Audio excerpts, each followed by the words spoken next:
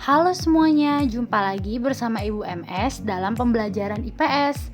Kali ini kita akan membahas ilustrasi tentang permintaan. Bagaimana sih konsep permintaan itu bekerja?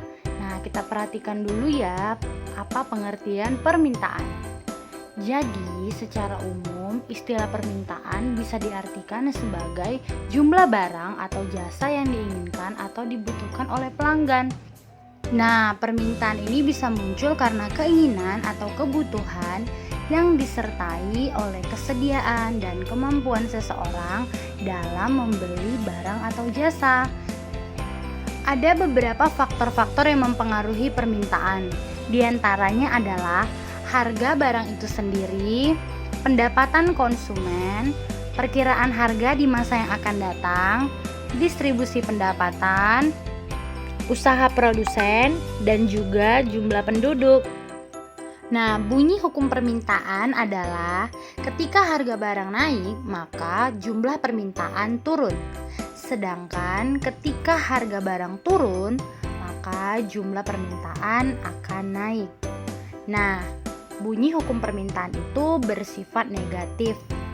Hukum permintaan tersebut berlaku dengan syarat ceteris paribus, yang artinya faktor-faktor lain dianggap tetap atau konstan.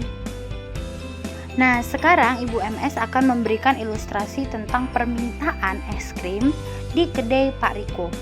Nah, Pak Riko akan menjual es krimnya seharga Rp4.000. Banyak orang mulai berdatangan untuk membeli es krimnya. Anggap saja di harga Rp4.000 tadi, jumlah es krim yang diminta sebanyak 5 buah. Nah, saat Pak Riko mempertimbangkan untuk mendapat keuntungan lebih besar, maka dia menaikkan es krimnya menjadi Rp5.000. Permintaan turun menjadi 4 buah saja. Nah, saat Pak Riko memutuskan untuk menaikkan lagi es krimnya di harga Rp6.000, maka jumlah permintaan menjadi hanya 3 buah. Dan saat Pak Riko memutuskan untuk menaikkan kembali harga es krimnya menjadi Rp7.000, maka permintaan tinggal 2. Dan pada saat Pak Riko menaikkan harga menjadi Rp8.000, maka hanya ada 1 permintaan es krim. Dengan harga yang mahal tersebut dan stok yang semakin banyak, maka Pak Riko memutuskan untuk menurunkan kembali harga es krimnya sehingga permintaan konsumen pun dapat terjadi kembali.